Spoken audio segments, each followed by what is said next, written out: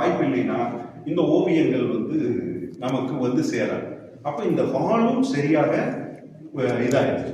அப்போ ஒரு முழுமையான ஒரு ஓவிய கண்காட்சியாக இது இருக்கு. இது வெற்றி அடையணும், தொடர்ச்சியா அவங்களுக்கு துட்டு வந்து சேரணும், அவங்க அடுத்தடுத்து பயணிக்கணும்.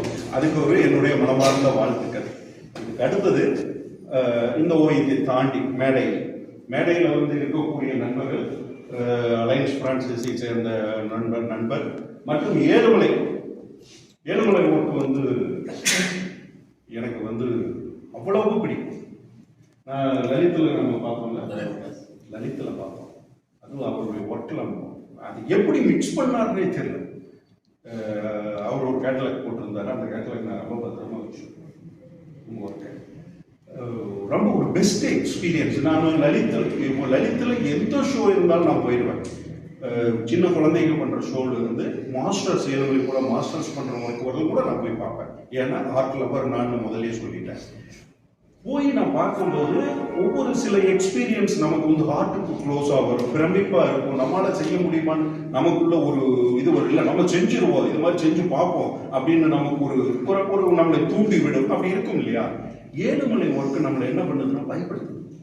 நம்ம ஐயோ இந்த பக்கம் நம்மளாம் இதெல்லாம் நம்ம பண்ண முடியுமா, என்னடா ஒர்க்கு அப்படியே அது வந்து அவர் கையில் பட்ட வண்ணங்களும் வாட்டர் கலர் அவருக்குள்ள எப்படித்தான் அது உள்ள பூந்து வருதுன்னு தெரியல. இளையராஜா இசை மாதிரி அது வந்து அவருக்கு காலம் வந்து அவருக்கு கொடுத்த மிகப்பெரிய கொடை.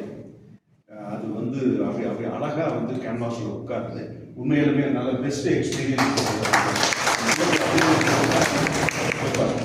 நண்பர் மனோகர் சார் எனக்கு நெருங்கிய நண்பர், சகோதரர்.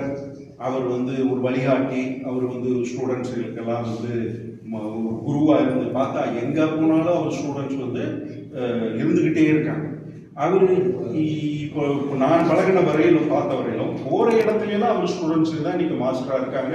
அவர்கிட்ட இருந்து நான் கற்றுக்கிட்டேன். அல்லது அவர் வழிகாட்டியாக இருக்காரு சொல்லாத இடத்த நான் பார்க்க.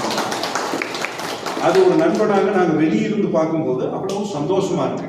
ரெண்டாவது, அவர் வந்து ஒரு ஆத்மார்த்தமான டீச்சர். அதை விட ஒரு நல்ல மனிதர். அவருடைய ப்ரெசன்டேஷன்ஸ் வந்து கொஞ்சம் ஏமாத்தன்மை இல்லாமல், ஒரு நாசுக்கு தன்மை இல்லாமல் கூட இருக்கலாம். என்னடா படா அப்படின்னு சொல்றதா இருக்கலாம். அந்த ஏடா போடா அப்படின்னு சொல்றதுல தான் 100% அன்பு இருக்கு. அதை யாரெல்லாம் திட்டு வாங்குறாங்களோ அவரெல்லாம் அவருக்கு ரொம்ப ஹார்ட்டுக்கு க்ளோஸாக இருக்காங்கன்னு அர்த்தம். அவர் வந்து சரிப்பா அப்படின்னு நாசுக்கா போறான்னா அவங்கள்ட்ட ஏதோ பிரச்சனை இருக்குன்னு அர்த்தம். அப்படி உள்டாவான ஒரு கேரக்டர். அவ்வளவு ஸ்டூடெண்ட்ஸ் அவங்க எல்லாருக்கும் இன்னமும் ஒரு மாஸ்டரா இருக்காரு. அதை கற்றுக் கொடுக்கணும், அதை வந்து கரெக்ட்